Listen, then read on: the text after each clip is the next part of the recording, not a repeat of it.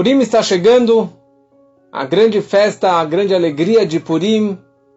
Estamos agora no mês de Adar, Meshenichnas Adar, Marbim Besimcha. Quando que entra Adar, nós aumentamos em alegria, aumentamos em festa.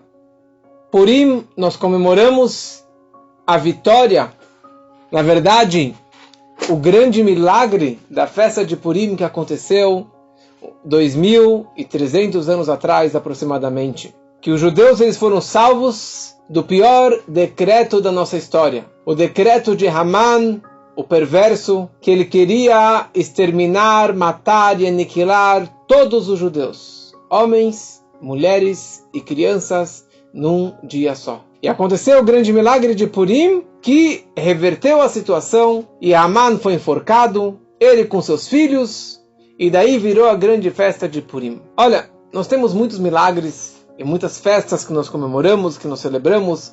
Celebramos Pesach, em lembrança à saída do Egito, Hanukkah, ao milagre de Hanukkah, da vitória da guerra e das velas de Hanukkah, e tantos outros milagres da nossa história que nós celebramos de uma forma ou de outra.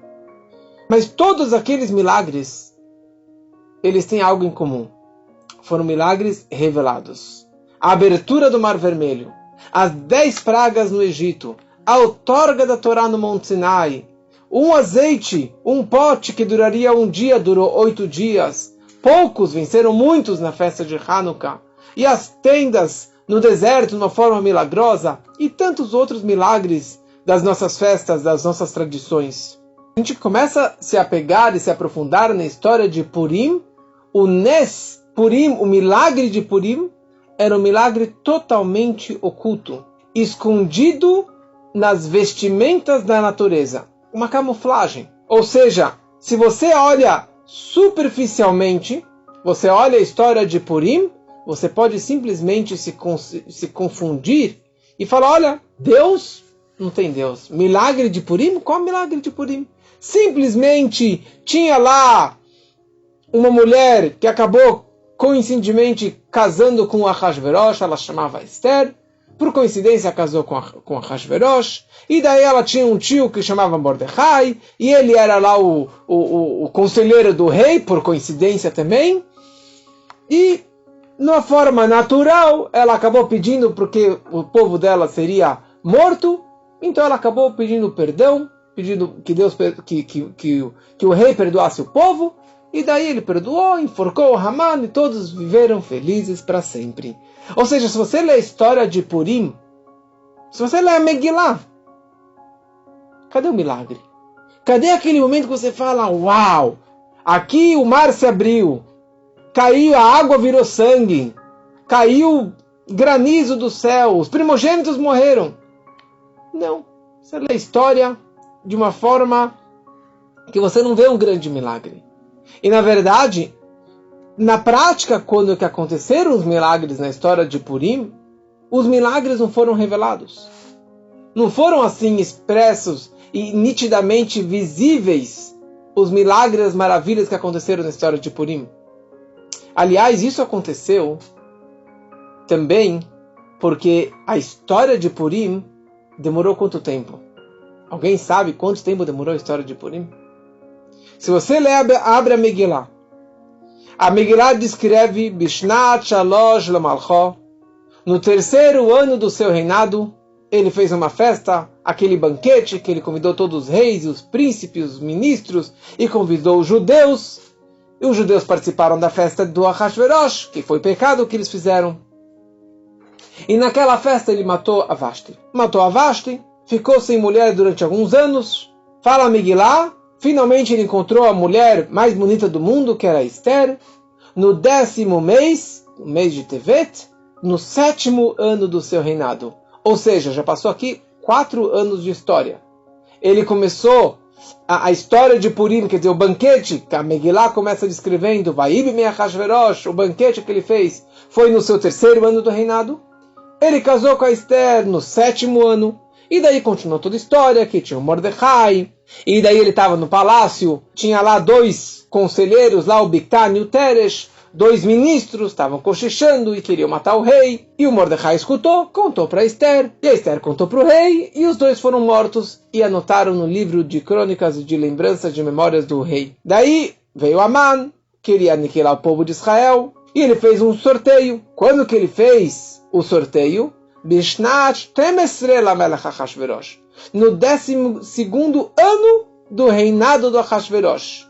Foi ali que ele fez esse sorteio. Ou seja, a Esther já estava 5 anos no palácio. E aparentemente você não vê nada nesses 5 anos acontecendo de especial. E na sequência, quando ele fez o sorteio, é aquela história que já contei, que o rei não podia adormecer, não conseguia adormecer,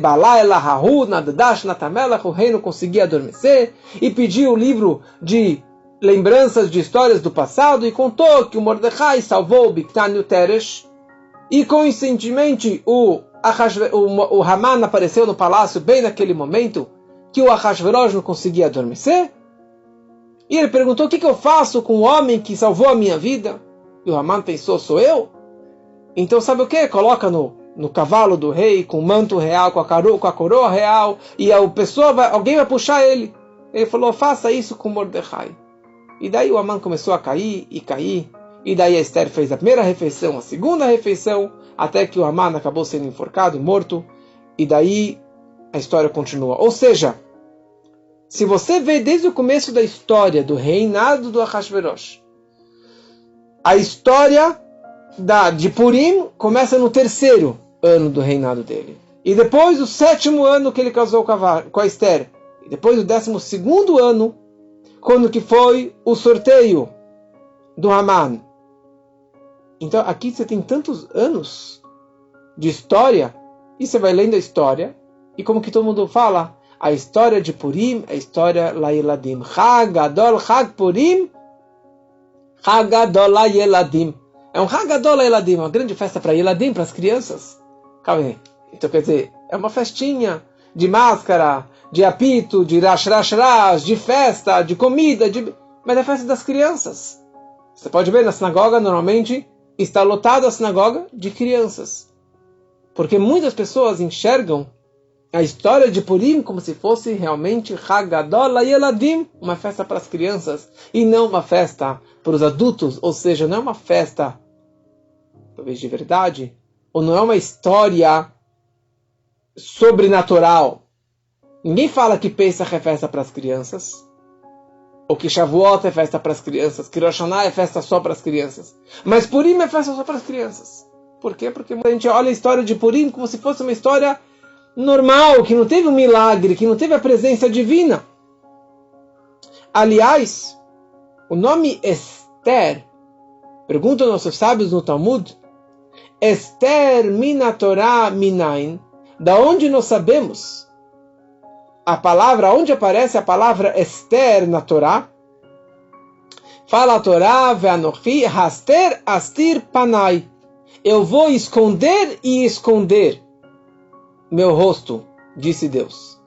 Ou seja, Esther significa esconder, estar por trás da máscara. Hoje em dia, todo mundo tem as nossas máscaras. Então isso, na verdade, se chama uma máscara, um Esther. A Esther vestiu uma máscara durante todos os anos que ela estava junto com Ahasverosh.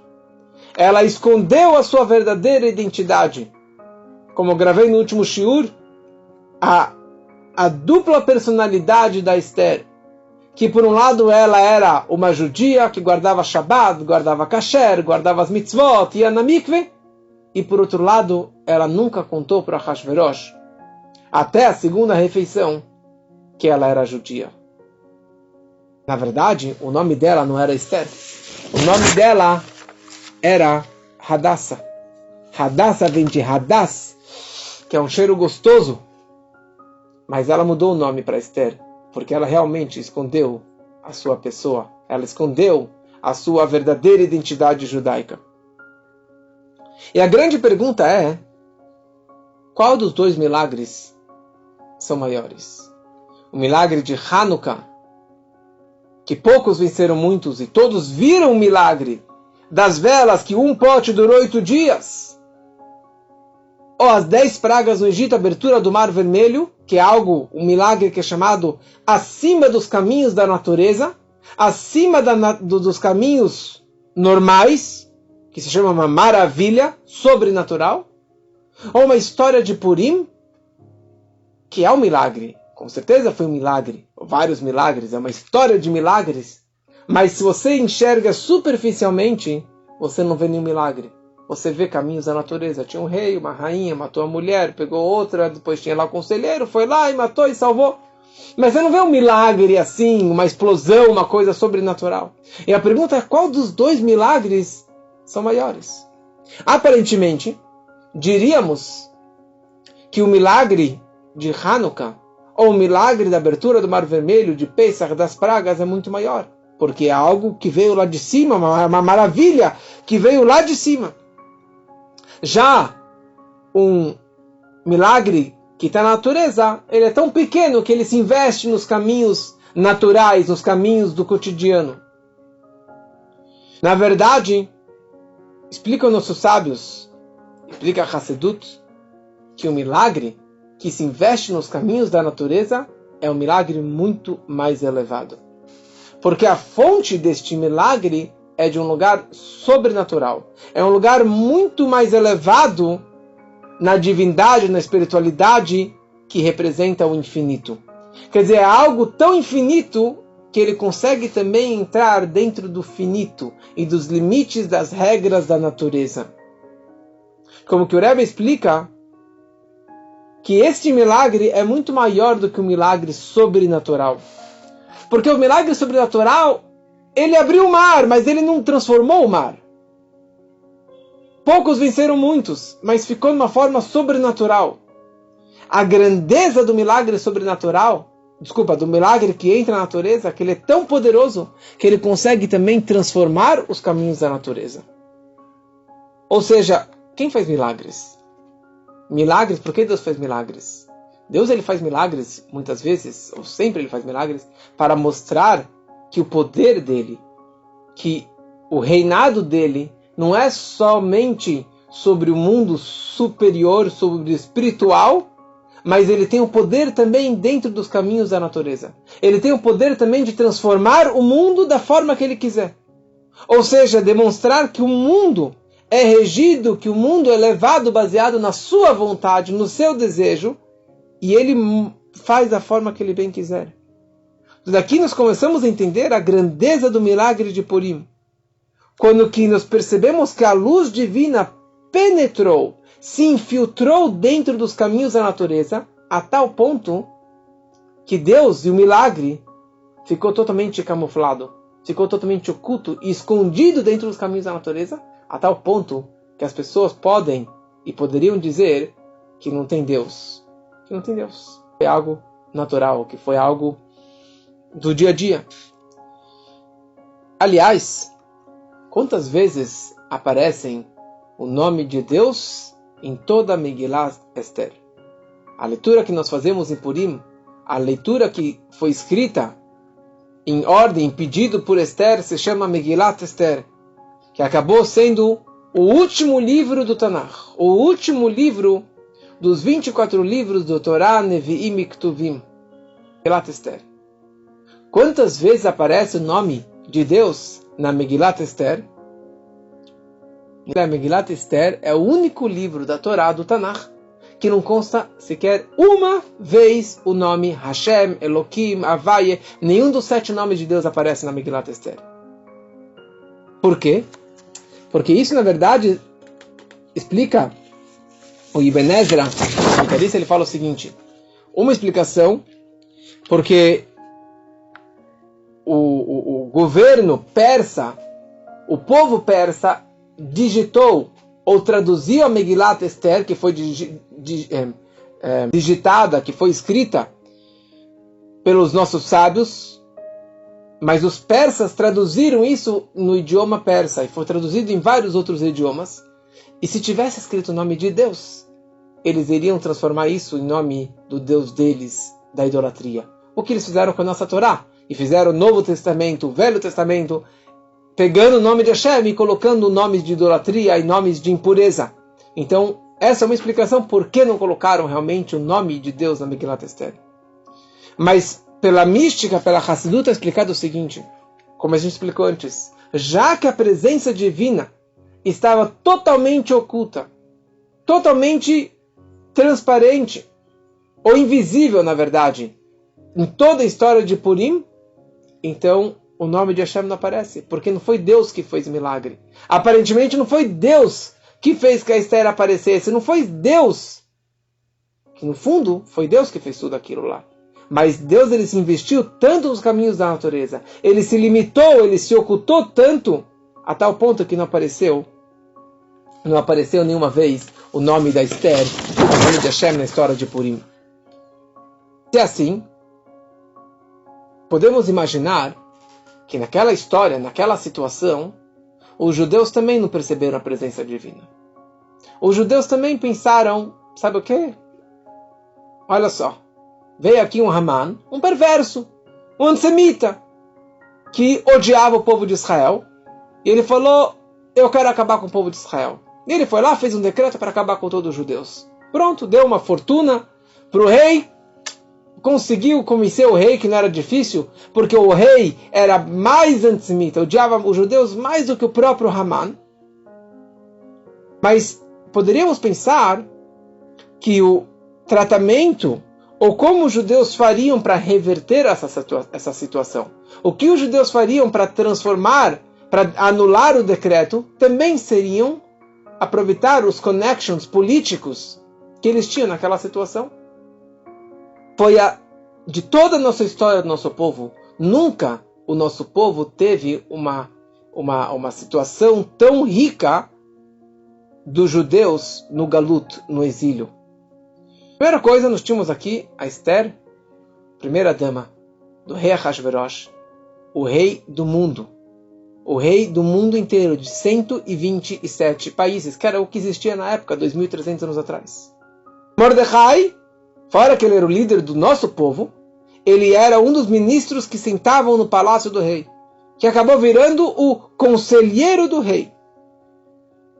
Então, o que a gente vai pensar?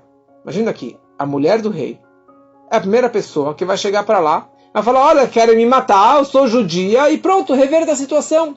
Ou Mordecai, ele vai aproveitar lá, eu sou conselheiro do rei, então vai lá, eu quero te dar um conselho, vossa majestade, que você vai fazer besteira em acabar com o povo de Israel. Não faça isso. Olha o que aconteceu com o faraó, olha o que aconteceu com todos os nossos inimigos. Bem nessa situação, tão iluminada, tão premiada de posições políticas, estratégicas que o povo de Israel eles tinham, veio o pior decreto de Haman. Aniquilar todos os judeus, homens, mulheres e crianças, num dia só. E o rei aceitou e carimbou, e assim foi passado para frente o decreto.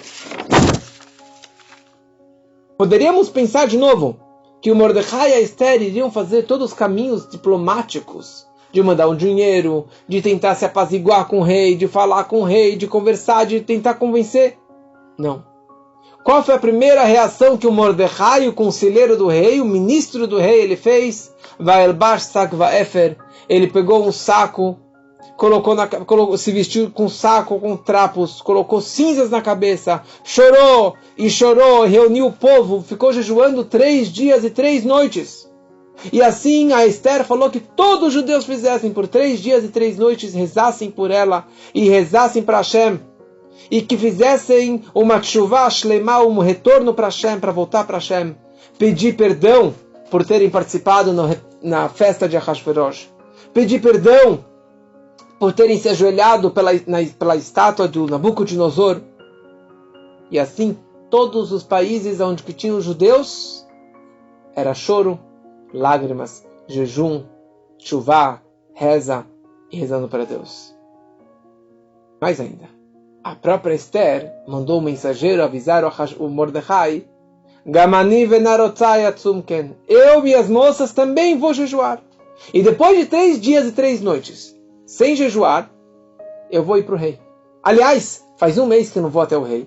Eu estou com medo de me encontrar com ele, porque eu não posso ir sem permissão, porque se eu entro lá e ele não me aceita, é literalmente Ahadatol Le'amit, o decreto de morte imediatamente. Então ela precisava ir ao rei e ele achasse graça nos olhos dela. Então qual deveria ser o tratamento ou o preparo da Esther para se encontrar com o rei? Para que ele pudesse gostar dela e perdoá-la e perdoar o povo de Israel. Ela deveria ir para o spa por uma semana, se embelezar, ficar bonita, ficar toda assim, com cheiro, com encanto, para que ele realmente se encantasse. Olha só, ela ficou jejuando 3 dias, 3 noites, com bafo da onça, pálida, fraquinha. E assim que ela foi se apresentar perante o rei, para pedir uma refeição, para depois pedir para anular o decreto, assim que ela vai achar graça nos olhos dele, é isso que ela vai fazer? Mas exatamente essa história. No momento da maior escuridão, da maior máscara. Deus estava com máscara. Esther estava com máscara. O povo estava com máscara. Tudo estava mascarado. A situação inteira estava de máscara. Aliás, essa é a razão que em Purim nós nos fantasiamos, colocamos máscaras em Purim. Porque toda essa situação era uma situação de máscara, de camuflagem. A salvação divina estava escondida, a presença divina estava escondida, e o povo de Israel entendeu, e principalmente os cabeças, que eram Mordecai, a Esther e os sábios, eles entenderam que para reverter a situação não era baseado nos caminhos da natureza, não era ficar bonita para o Ahasverosh, não era usar os caminhos diplomáticos. O povo de Israel sabia que no momento que veio esse decreto sobre eles, a primeira coisa que preciso fazer é rever a minha ligação com Deus. Ele que é o meu protetor, Ele que é o meu salvador, é Ele que trouxe o decreto e Ele que vai tirar esse decreto. Na verdade, o povo entendeu que Haman era um simples marionete, era um bonequinho fazendo uma missão de Deus. Deus que queria esse decreto que acontecesse, para o povo chacoalhar o povo para que fizessem chuvá. E foi o que aconteceu na prática. E é isso que aconteceu. Veio esse decreto e causou que todo o povo se arrependesse e voltasse para Hashem e refizesse as suas tradições. Aliás, Haman, ele queria matar todos os judeus. Mas se um judeu virasse para Haman e falasse: Haman, eu não sou mais judeu. Eu virei um persa. Eu me converti à religião persa. E ponto final. O que aconteceria com esse judeu? Ele estaria fora do decreto. Diferente de Hitler e Marshemon no Holocausto. Ali, se o pai, o avô, o bisavô paterno era judeu, fazia parte da lista. Não tinha como sair. Não interessa se você faz parte do Partido Comunista. Se você está assimilado, se sua mãe não é judia, seu pai não... Se você tem sangue de algum ancestral, você fazia parte. Na história de Haman, não. Na história de Purim, se um judeu largasse a sua religião, ele estava fora do decreto. Quantos judeus largaram a religião? Quantos judeus nesse momento eles abandonaram a fé judaica e foram a Haman e viraram um bom persa? Somente nenhum judeu abandonou a sua fé. Nenhum judeu do mais assimilado, daquele que foi na festa de Ahasverosh, daquele que se curvou para a estátua de Nebuchadnezzar, para aquele que estava assimilado, que já estava casado com uma moça persa, nenhum judeu abandonou a fé judaica. Nenhum judeu, sabendo que ele seria morto amanhã, porque o decreto estava lá, carimbado e espalhado pelo mundo todo. Nenhum judeu abandonou sua fé. Por quê? Porque naquele momento despertou a fé pura que tinha dentro de cada judeu. Isso nós vemos a frase que o Haman falou para Ahasverosh. Ele falou a seguinte frase em hebraico: Yeshno am echad mefuzar meforad ben amim. Tem am echad, tem um povo espalhado entre todos os povos, em todos os países do seu reinado, vedateihem shonot, e a religião deles é diferente de todos os povos. Ou seja, Haman ele veio com o argumento que os judeus eles são separados, Eles são diferentes, eles têm outras crenças, outros costumes, eles não se assimilam. As regras deles, as leis deles, nós não precisamos nem deles, nem da religião deles. Não é bom para ninguém. O que aconteceu no final?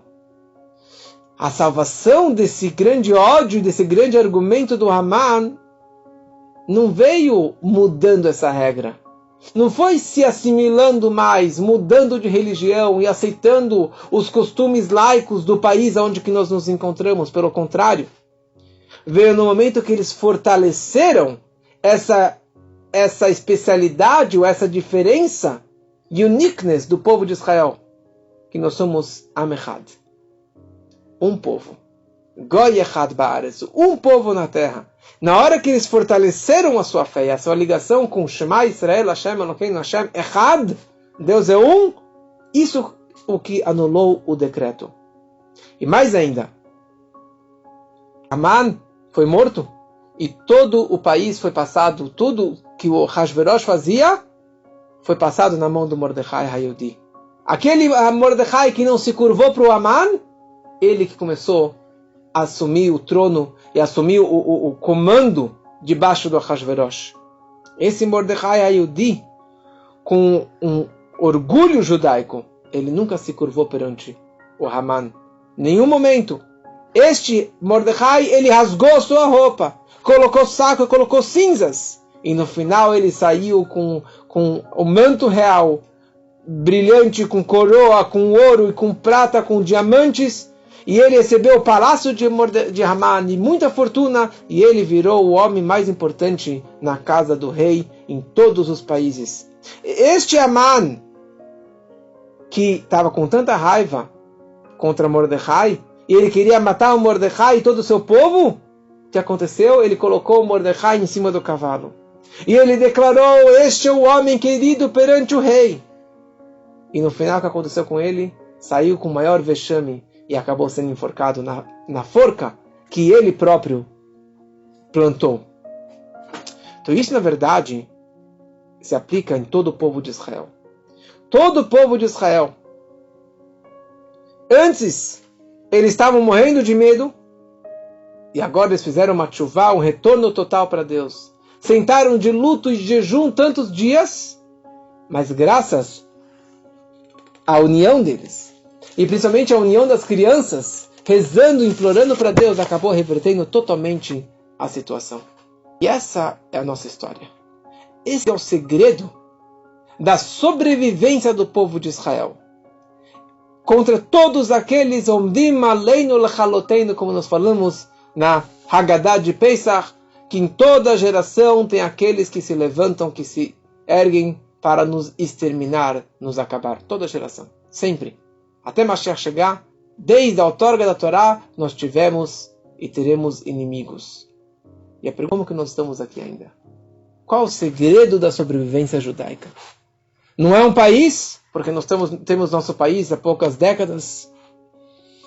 Não é o idioma, porque em cada país que os judeus estavam, tinha outro idioma, se era o árabe, ou se era o Yiddish, ou se é o inglês, ou se é o hebraico, ou se é o aramaico, ou se é o português.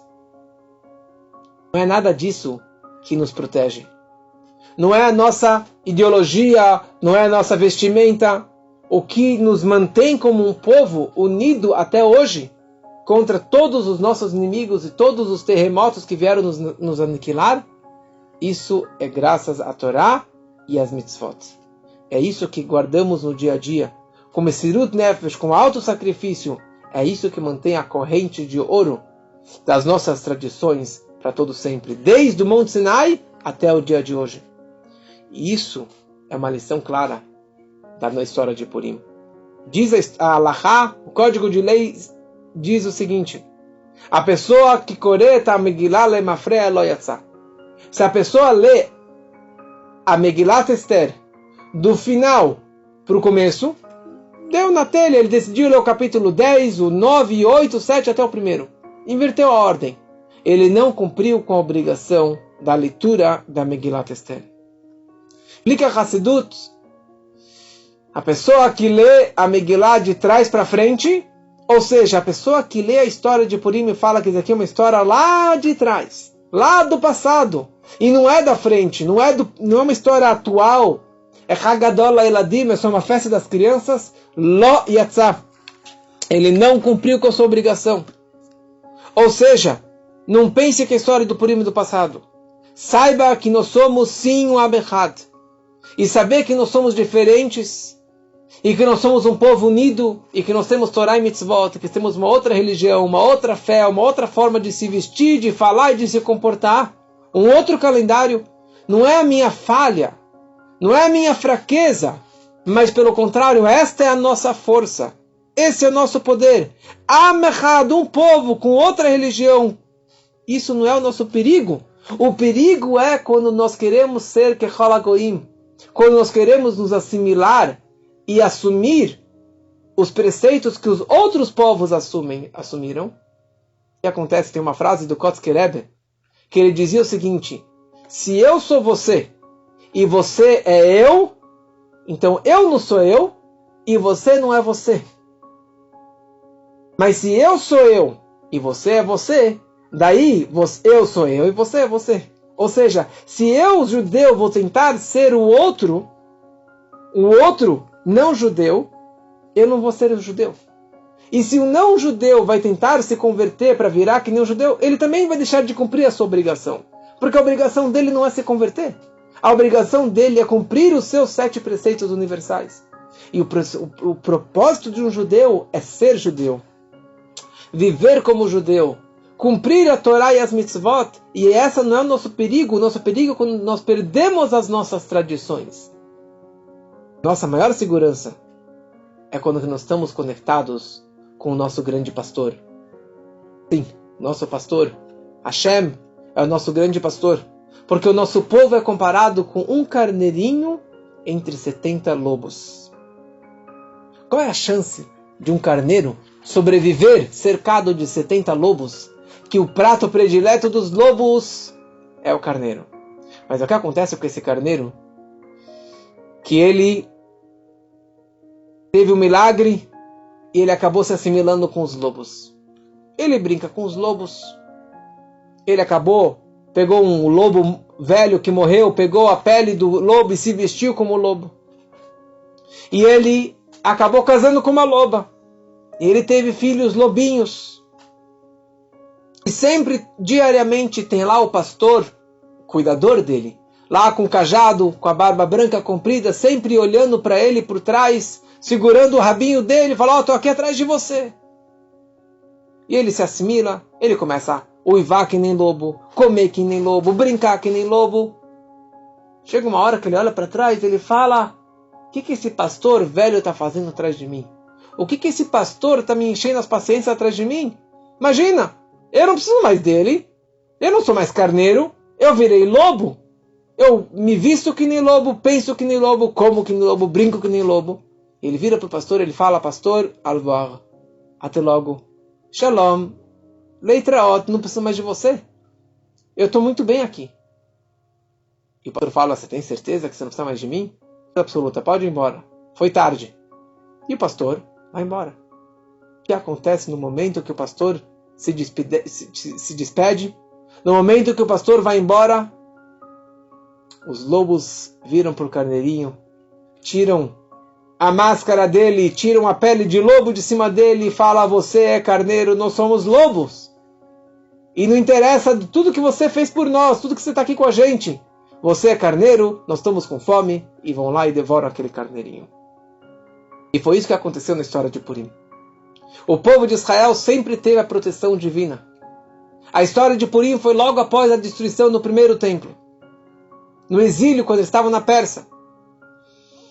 Os judeus foram na festa de Ahasverosh e falaram: olha só, que momento maravilhoso. Olha só a honra, fui convidado pelo rei do mundo, o rei Ahasverosh.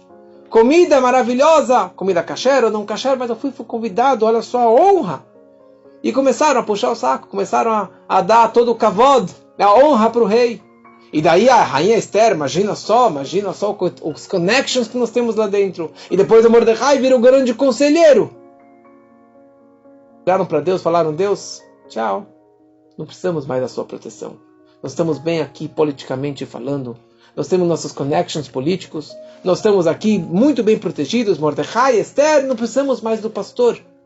E Hashem falou, vocês não precisam mais de mim? Ok, tchau. Imediatamente que Deus se despediu, ou que eles despediram Deus, veio um Haman, veio o lobo mau, e queria morder o carneiro, queria devorar o carneiro. Acontece no dia a dia, na nossa vida. Significa que não devemos usar os caminhos naturais. Os caminhos da natureza, os connections políticos, sim, precisamos estar bem com o governo, com a polícia, precisamos sim trabalhar, estar bem vestido. Mas não beijar, não idolatrar o Ahashverosh, e não idolatrar os políticos, e o dinheiro, e o mundo. E sim saber que a nossa tradição e a nossa salvação vem da nossa conexão com o nosso pastor, com a nossa proteção que Hashem lá de cima. Se em algum momento você piscar e tirar a proteção do pastor, cuidado, que daí vem o lobo mau e quer nos devorar. Então sim, precisamos estar nos caminhos da natureza, no mundo, trabalhar, mas trabalhar e semear, acreditando em Hashem que vai dar a bênção para que aquelas plantas cresçam. Eu vou trabalhar porque Hashem falou que eu tenho que trabalhar e a bênção divina vai vir no meu trabalho. Eu preciso cuidar da saúde, comer, malhar, mas não que a academia é o meu objetivo de vida. Não que a assimilação é o meu objetivo de vida. O meu objetivo de vida é a minha conexão lá em cima.